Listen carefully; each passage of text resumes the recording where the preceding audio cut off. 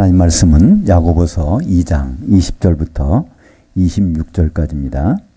허탄한 사람아, 행함이 없는 믿음이 헛것인 줄 알고자 하느냐? 우리 조상 아브라함이 그 아들 이삭을 제단에 바칠 때 행함으로 의롭다 하심을 받은 것이 아니냐? 내가 보거니와 믿음이 그의 행함과 함께 일하고 행함으로 믿음이 온전하게 되었느니라. 이에 성경에 이른 바 아브라함이 하나님을 집중하여 믿으니 이것을 의로 여기셨다는 말씀이 이루어졌고 그는 하나님의 벗이라 칭함을 받았나니 이러보건대 사람이 행함으로 의롭다 하심을 받고 믿음으로만은 아니니라. 또 이와 같이 기생 라합이 사자들을 접대하여 다른 길로 나가게 할 때 행함으로 의롭다 하심을 받은 것이 아니냐? 영 없는 몸이 죽은 것 같이 행함이 없는 믿음은 죽은 것이니라. 오늘 말씀을 가지고 행함에 있는 믿음들, 아브라함의 살인미수, 라합의 이적 행위라는 제목으로 말씀을 나누겠습니다. 금년도 2017년은 좀 특별한 해입니다. 500년 전에 마르틴 루터가 종교개혁을 시작한 날로 알려져 있죠. 그러니까 95개조의 조항을 쭉 따라서 카톨릭 어떻게 얼마나 부패했는가. 그러니까 가장 대표적인 것은 그죠? 면죄부를 판매하는 겁니다. 그거를 돈 주고 사면 죄가 다 없어진다.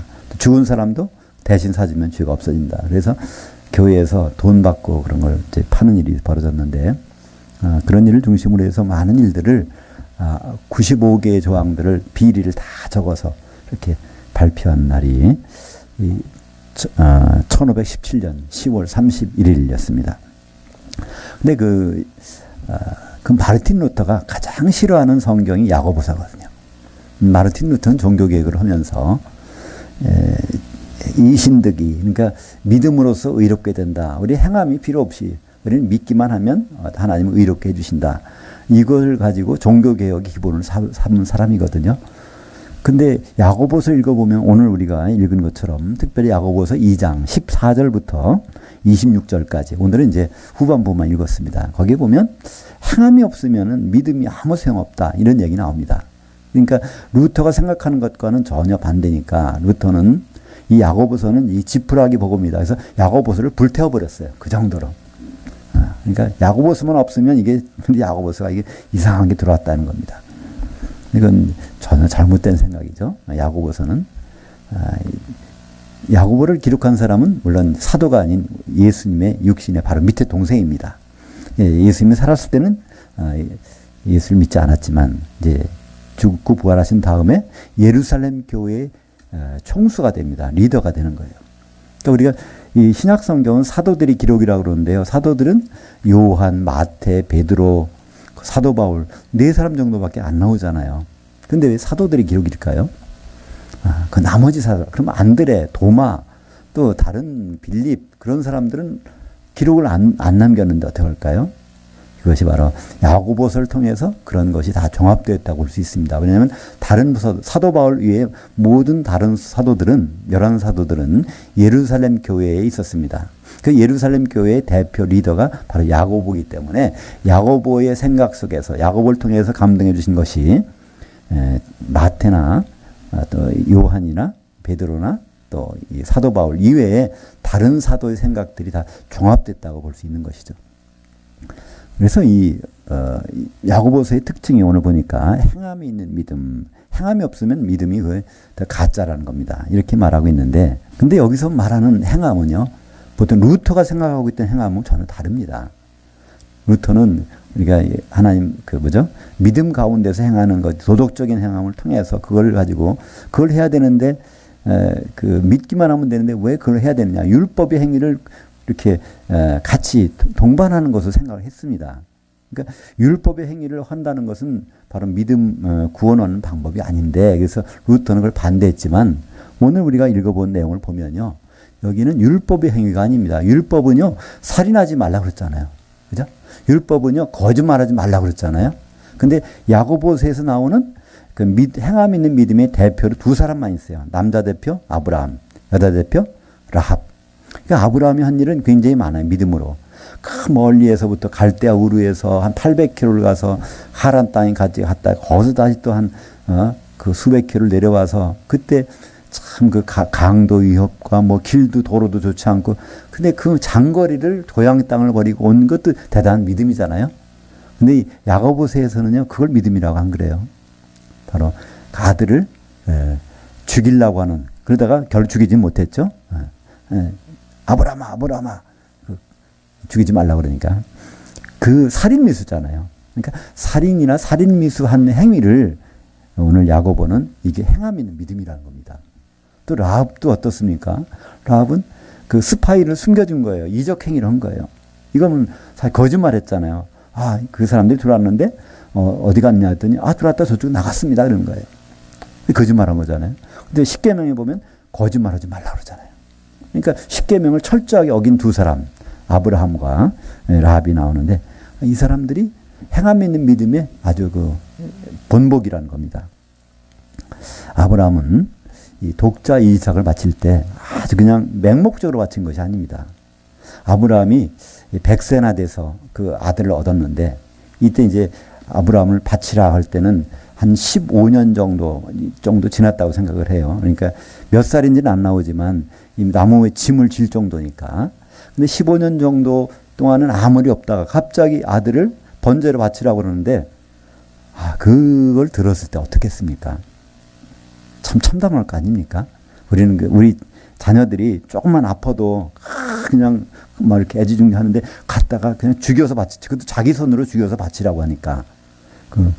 근데 아브라함은 그 말씀을 순종하고 갑니다. 그리고 두 종을 같이 데리고 가요. 거기 이제 종에다가 나무찜이 이제 번제로 태울 나무찜을 지고 가야 되니까. 그리고 3일 길을 갑니다. 가다가 저 앞에 모리아산 하나님 지정하신 그 산이 나오니까 야, 그 위치를 알았으니까 그래. 이제 너희들은 여기 있어.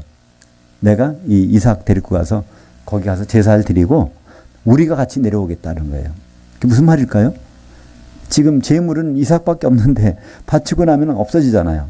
근데 나하고 얘하고 같이 오겠다고 지금 종한테 얘기하는 겁니다. 그게 거짓말일까요? 아니에요.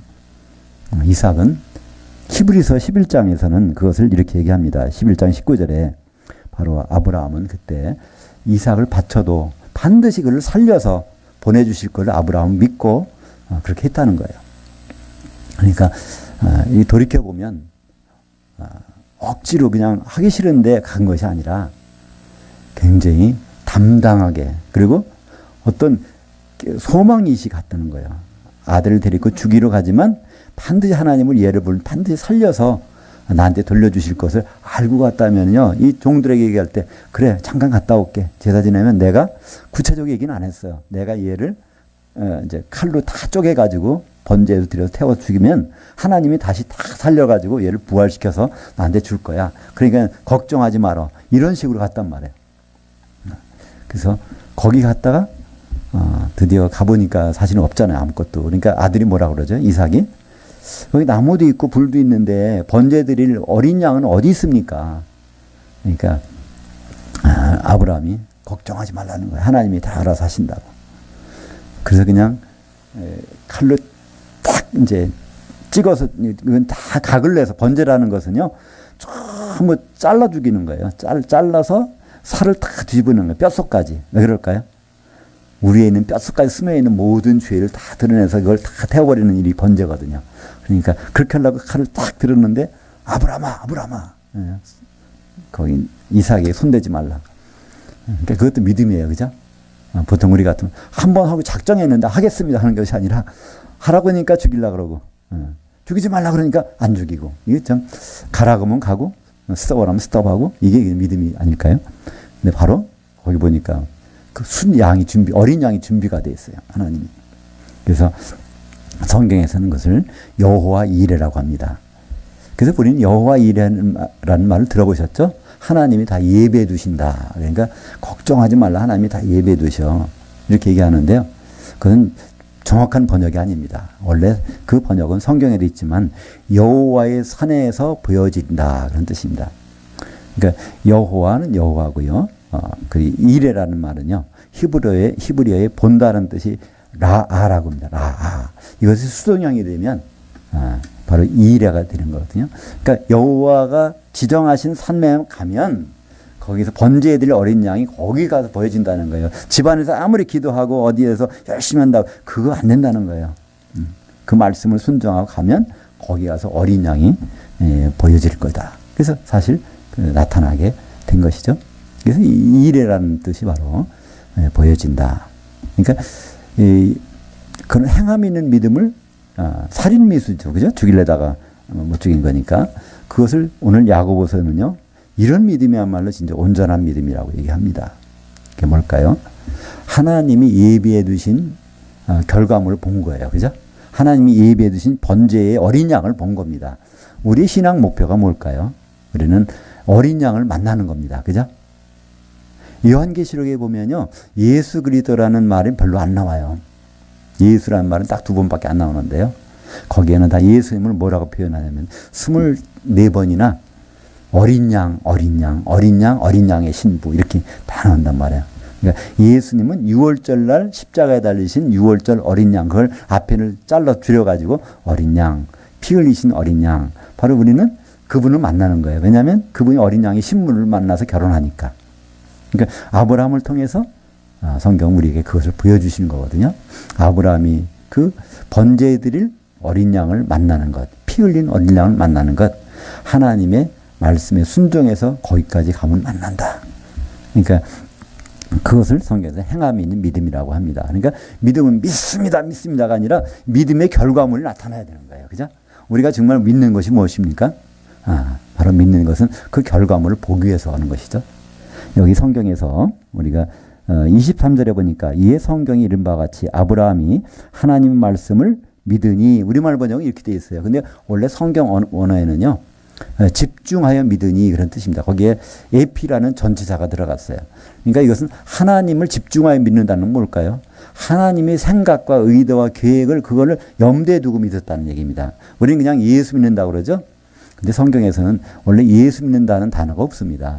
예수님을 향하여 믿고 예수님 안으로 믿고 예수님에 붙어서 믿는다. 항상 전치사가 있단 말이에요. 그건 무슨 말일까요?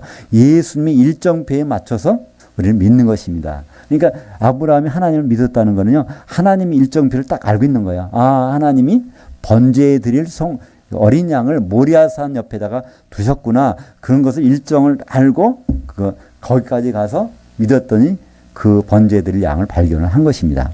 마찬가지로 우리가 행함에 있는 믿음이라는 것은요. 우리가 믿는 예수님을 어린 양 예수님을 앞으로 만나서 결혼할 것을 준비하고 믿는 것이죠. 그렇다면 그냥 준비하는 것이 아니라 그러니까 거기에 그냥 만나면 안 되잖아요. 그죠? 단적인 예가 그거 아닙니까? 신랑을 만나러 간 10처녀가 있는데 그들이 거기 가서 낭패당하는 경우가 있잖아요. 준비하고 안 하고 가는 그 차이가 있습니다. 이 기생 라합을 볼까요? 이 라합은 유대인이 아닙니다. 그러니까 가나안 땅의 여리고성에서 사는 그 창녀예요. 기생이라고 번역했지만 원래는 몸 파는 여인입니다. 술집 차려놓고 몸 팔고 하는 그런 여자예요. 근데 이 여자가 왜 그랬을까요? 이 여자는 가족을 부양하기 위해서. 그러니까 이 여호수아나 이제 민수기를 읽어보면 거기에 꼭 우리 가족 좀 살려달라는 거예요. 당연히 전쟁이 끝났을 때 그 얘기를 하는 거 보면 이 가족을 부양하기 위해서 수입원이 없으니까 할 수 없이 그 성매매 행위를 해서 가족을 부양하는 그런 여자였습니다. 근데 이 여자의 가장 큰 소망은 뭘까요? 제대로 된 남편 하나 만나는 거 아니겠습니까? 그죠? 그래서 결혼하는 거. 이 여자는 근데 그 창녀 술집 여자이기 때문에 굉장히 유리한 점이 있었어요. 그러니까 웬간 남자들은 다 만날 수 있어요. 그죠? 여행하는 사람들 다 만나. 그래서 들은 얘기가 있다는 거예요. 저 애굽에서 있던 유대인들이 이스라엘 백성들이 홍해를 건너서 광야에 왔는데 거기서 아모리 사람의 왕 시혼과 옥 그들을 다 죽이고 바로 하는 그런 모든 일들 여호와 하나님께서 그들을 인도하셨다는 것을 들었다는 거예요. 그래서 지금 여기로 오고 있는데 그럼 이 땅도 바로 여호와 하나님이 그들에게 줬다는 거예요. 지금 이 여리고라는 이 땅, 여기에 왕이 다스리는 것보다 하나님이 주신 그 사람들이 와서 통치하고 있는 것이 하나님 뜻이라는 것을 그는 알게 된 것입니다. 그냥 스파이를 숨겨줘서 이렇게 한 것이 아닙니다. 여호수아서 2장 9절에 보면 말하되 여호와께서 이 땅을 너에게 주신 줄을 내가 아노라. 그러니까 이 라합의 집에 이스라엘 정탐꾼 2명이 몰래 스며들어 왔는데 거기에 이 땅을 다 너에게 준 걸 안다는 거예요. 그래서 이제 다시 올 때 나와 우리 가족을 구원해달라. 그걸 약속을 받고 가게 됩니다. 그때 거기에서 그 정탐꾼 약속을 해줍니다. 하나님의 은혜가 있기를 원한다. 반드시 너를 구원하겠다. 이런 약속을 하죠. 그러고 나서 이제 여리고성은 무너집니다. 그때 거기는 모든 사람들은 다 죽임을 당하게 되는데 이 라합하고 그 가족들은 데려다가 그러니까 이방인들이니까 따로 거기다가 이제 살게 해놨어요. 그들 옆에서. 그러니까 이 라합과 그 가족들은요, 유대인들하고 사귈 시간이 없어요. 만날 시간이. 근데 이 라합이 결혼해서 이 마태복음 1장 5절에 보면 살몬은 라합에게서 보아스를 낳고, 그러니까 이 다윗의 증조 할아버지 보아스를 이 누가요? 이제 라합이 낳은 거예요. 그러니까 이 라합은 다윗의 혈통을 여기서 이어가게 되는데 결혼했단 말이에요. 근데 그 결혼한 사람 이름이 나와요. 살몬이라고. 이 살몬이라는 외투라는 뜻이거든요. 추울 때 덮어주고 이렇게 보호해주는 외투라는 뜻이에요. 이 살몬이라는 사람이 그 스파이 중에 한 사람이라는 그 전승이 있어요. 그것은 역사적인 다른 기록을 했지만 사람들이 이렇게 거기서 스파이로 갔다가 라합의 도움을 받아서 살아나온 사람 중에 한 사람이 바로 이 살몬이다라는 전승이 있는데 그건 설득력이 있습니다. 왜 그럴까요? 그러니까 이 라합의 가족은 유대인 속에 못 들어갔어요. 근데 그 사람은 결혼했다면 더구나 이 사람이 창녀라는 건 다 알잖아요. 기생이라는 건 아는데 누가 이스라엘 사람 중에서 누가 바로 그 이방의 창녀하고 결혼할 사람이 있겠습니까? 특별한 사연을 갖지 아니하면. 근데 그 정탐꾼은 분명히 약속했거든요. 반드시 너희를 구원하리라. 그리고 바로 하나님 반드시 은혜를 베풀어 주리라. 그걸 약속을 자기가 했기 때문에. 그리고 사실은 스파 입장에서는 라합이 누굽니까? 창녀, 그냥 창녀가 아니에요. 자기 목숨에 구해준 은인이잖아요. 거기서 그냥 여기 정탐꾼들 왔습니다. 그래서 여리고성에다가 일러 바치면 그 즉시 죽은 몸이에요. 사실은. 그래서 그 둘 중에 하나가 이 살몬이라는 그런 전승은 우리가 생각해도 굉장히 타당한 얘기라고 볼 수가 있습니다. 우리가 예수 믿는 분들은요, 하나님 일을 많이 해야 된다. 주의 일을 한다. 주님의 일을 해야 된다. 보통 교회에서 그게 굉장히 분주하고 복잡하잖아요. 교회 가면 열심히 일하잖아요. 교회 가면 열심히 일해야 된다는 걸 많이 생각하잖아요. 그죠? 하나님 일을 한다고 생각하는데, 근데 과연 하나님의 일이 뭘까요? 오늘 하나님의 일을 알고 일을 할까요? 그냥 다른 일인데 하나님이 일인 줄 알고 할 거예요. 성경에서는 하나님의 일을 이렇게 예수님이 직접 말씀하신 부분이 있어요. 요한복음 6장 29절에 예수께서 대답하셔 이르시되 하나님께서 보내신 일을 향하여 믿는 것이 바로 하나님의 일이니라. 그러니까 하나님의 일은 다른 것이 아니라 하나님이 보내신 그분이 있다는 거예요. 누구죠? 예수님. 그죠? 예수님을 향하여 믿는 겁니다. 해바라기가 어떻게 하죠? 해를 향해서 이렇게 아침에는 동쪽을, 그다음 저녁에는 서쪽을 향하잖아요. 바로 예수 믿는다는 것은 바로 예수님을 향하여 믿는 것입니다. 그분의 일정표대로 우리가 따라다니는 거예요. 그럼 예수님이 결국 우리 만나는데, 그럼 신랑으로 만나면 우리는 신부로 준비되는 건데, 그렇다면 우리가 지금 뭘 하고 있어야 될까? 그러니까 구름이 꽉 낀 날씨예요. 그죠? 근데 해바라기는 어디를 향하고 있을까요? 아마 남쪽을 향하고 있을 것입니다. 그죠? 구름이 꼈으면 우리가 주님을 못 보지만 우리는 예수님을 만날 때 그분이 결혼하러 만나는 거 아닙니까? 그렇다면 지금쯤은 뭐가 준비가 되고 있고 우리가 뭘 하고 있는지는 알아야 될 거잖아요. 근데 예수님 누구와 결혼하시죠? 예수님은 교회와 결혼하십니다. 에베소서 5장 31절과 32절에 보면 그리스도와 교회의 결혼에 대해서, 그러면 교회를 하나님은 어떻게 세우실까? 에베소서 2장 20절에 보면 그렇습니다. 바로 너희는, 교회는 사도들의 기초석 위에 세움을 입어야 된다. 그러니까 하나님은 교회를 세우시기 위해서 사도라는 기초석을 깔아놓고 그 위에 건물이, 성도라는 건물이 올라가기를 원하는 거예요. 그럼 사도라는 기초석은 지금 뭐죠? 바로 신약 성경입니다. 신약 성경 이 말씀대로 우리가 서로 세워지는 것이죠. 근데 문제는요, 많은 사람들이 사도 일을 한다는 거예요. 사도들은 이 일 다 해놨어요. 신약 성경 완성됐어요. 이건. 그리고 전 세계에 다 흩어져 있어요. 퍼졌어요.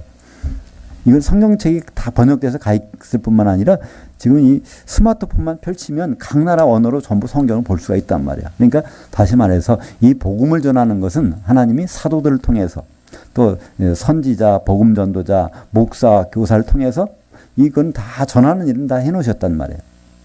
그럼 뭘 해야 되죠? 에베소서 4장 11절에 이 사도와 선지자, 목사, 교사들을 주신 이유는 12절에 나옵니다. 사도행전 12절에 보면 성도들로 하여금 온전케 해서 그들로 봉사일, 집사일을 하게 함으로써 그리스도의 몸을 세우려 하심이라. 예수님의 신부 만드는 일, 그거 세워지는 일이 성도들이 할 일이라는 거예요. 복음 전하는 그거 아니라는 거예요. 물론 성도 중에도 특별히 택해서 그 일을 세우실 수 있어요. 특별히. 그러나 그건 특별한 경우지 보편적인 경우는 성도 일은 구분되어 있습니다. 따로. 근데 사도 일과 성도 일을 우리는 너무 혼동합니다. 지금 현대 교회가 그렇지 않습니까? 특별히 한국 교회는 그렇습니다. 다 사도들의 일, 목사님의 일을 성도들에게 시키고 성도님들은 목사님이나 사도들의 일을 하다가 자기 일은 전혀 못하고 그러면 나중에 가서 낭패당한 일은 분명하지 않습니까? 그것을 예수님이 미리 예언하셨어요. 그것이 마태복음 7장 22절과 23절입니다. 제가 한번 읽겠습니다.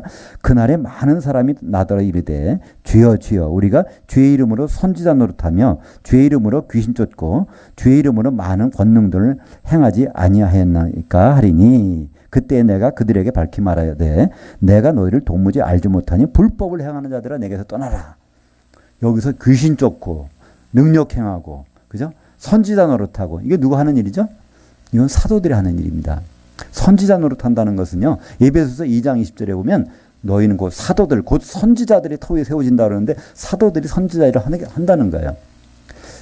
마태복음이나 마가복음 끝에도 그러죠. 바로 사도들에게 너희는 만민에게 복음을 선포하라. 사도들이 간 말씀이에요. 그리고 믿는 자들에게 이런 표적이 따르고 너희가 만약에 내 말을 믿는다면 이런 표적이 나타날 거야 이러는 거예요. 귀신 쫓고 방언 말하고 병 고치고 이 일들은 사도들에게 나타난다는 걸 예수님 벌써 말씀하셨는데 지금 그걸 성도들이 그 일을 지금 가불에다가 그 일을 하고 성도들이 할 일을 안 하고 있다면 그렇잖아요.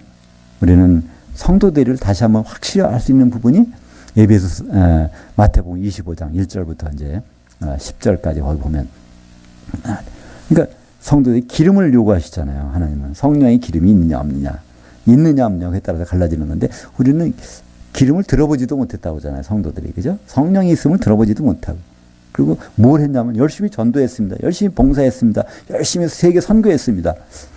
그러니까 세계 선교 전도 봉사가 나쁜 건 아닙니다. 근데 하나님은 그것을 누구에게 맡겼다는 거예요. 사도행전 1장 8절에 보면 오직 성령이 너희에게 임하시면 사도들에게 말하는 거예요. 그죠? 너희에게 임하시면 내가 너희를 예루살렘과 온 유대와 사마리아 땅끝까지 이르러 증인이 되도록 내가 너희들을 그렇게 만들겠다. 사도들에게 그렇게 만들어서 복음을 다 전하게 하면 그걸 듣는 성도들이 그리스도의 몸으로 세워지는 것. 어떻게? 성령 안에서. 그것이 이루어져야 되는데 지금 그 일을 안 할 때 예수님은 뭐 하시겠다고요? 그들을 다 만나는데 내가 분명히 말할 때 불법을 행한 자들은 내게서 떠나가라. 그러니까 나쁜 일을 행했다는 게 아니에요. 마땅히 할 일을 안 한 거죠. 그죠? 사도들이 할 일을 성도들이 대신했는 건 이건 불법입니다. 그죠?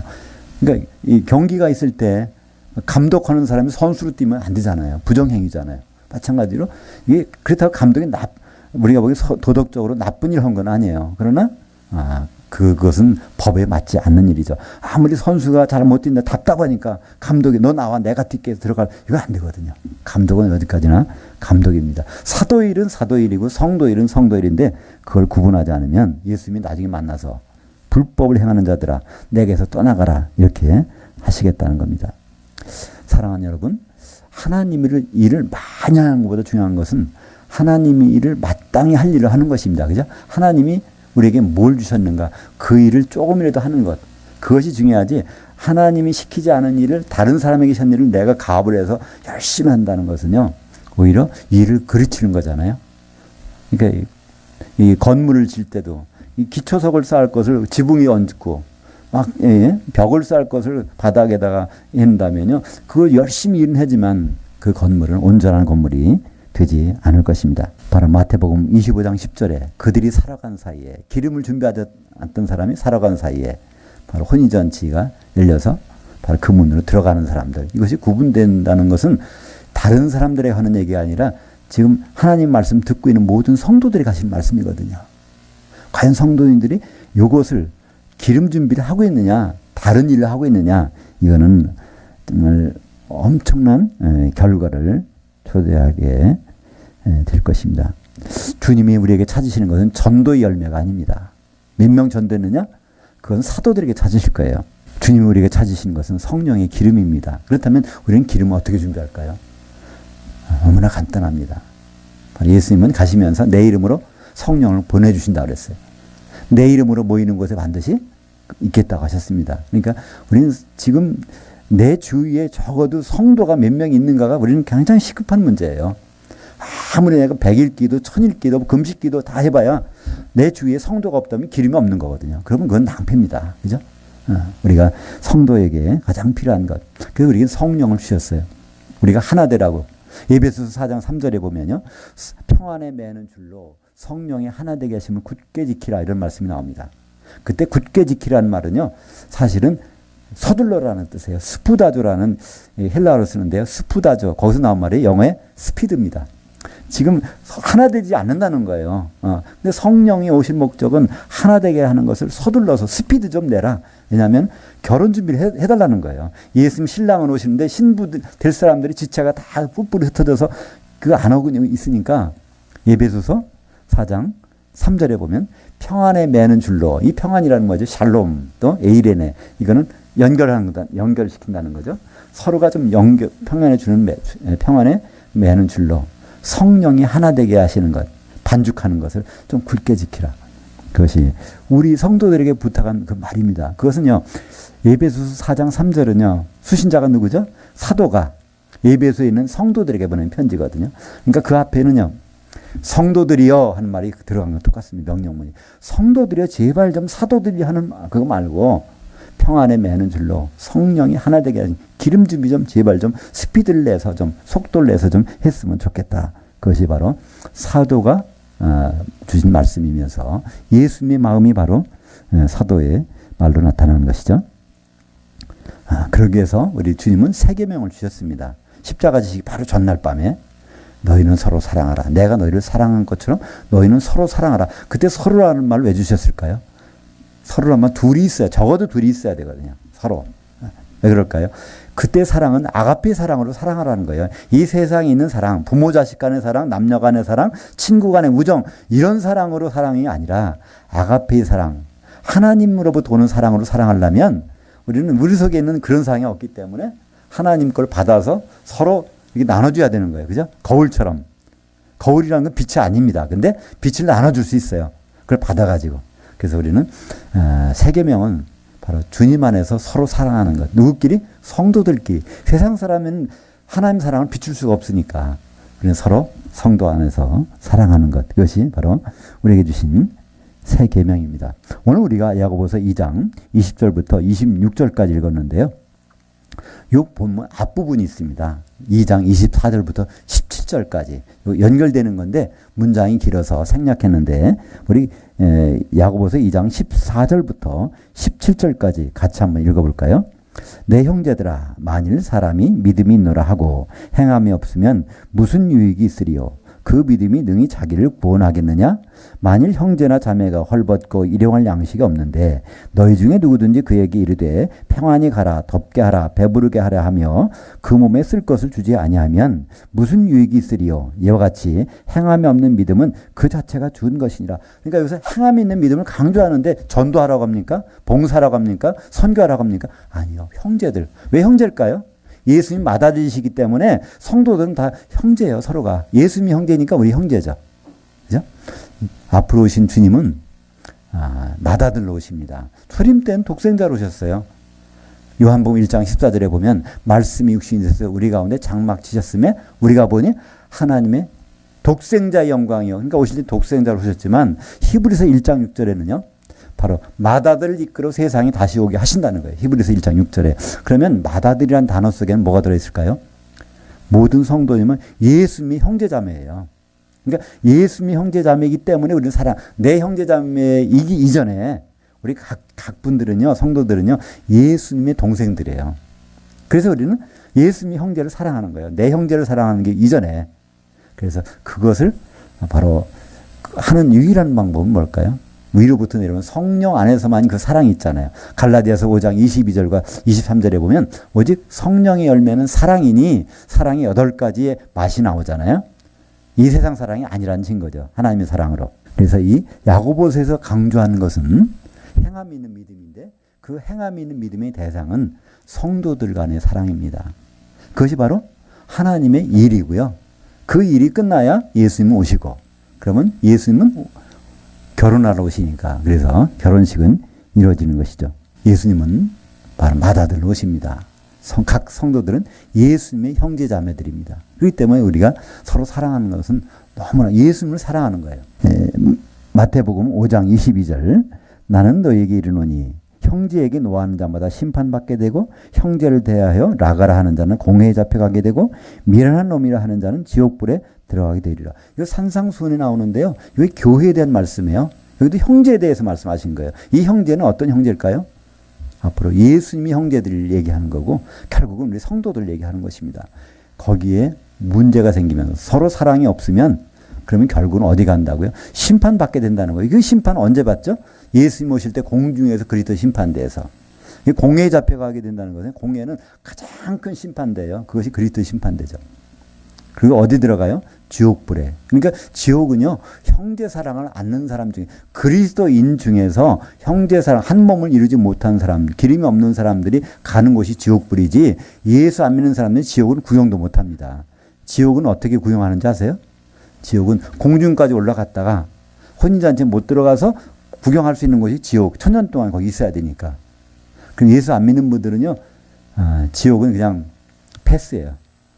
음부에 있다가 나중에 1000년 지나서 그때 생명체 이름 없으면 불못에 던지는 거죠. 성경에서는 지옥과 불못을 구분합니다.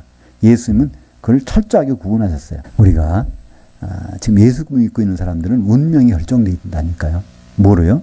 기름이 준비된 사람과 그렇지 않은 사람. 하나님의 일은 아주 어마어마하고 큰 일이 아닙니다. 예수님이 형제된 사람들을, 예수님이 자매된 사람들을 서로 사랑하는 겁니다. 그 중에 각 성도 자신도 거기에 포함되는 것이죠. 아브라함이 모리아 산에 가서 여호와께서 지정하신 산에 가서 본 피 흘리는 어린 양, 바로 예수님이십니다. 또 라합이 이제 여리고 성이 무너졌을 때 결국은 이스라엘 진 옆에서 결혼하게 된 남편 살못, 외투라는 이름의 살몬, 바로 라합의 남편이 됩니다. 그러니까 믿음의 행위로서 나오는 결과물은요, 번제물 어린 양과 남편, 교회는 바로 어린 양이 필요하고 교회는 남편 대신 예수님이 필요합니다. 행함에 있는 믿음들, 세상으로는 알 수 없는 아브라함의 살인미수, 라합의 스파이를 도와주는 이적 행위입니다. 기도하겠습니다.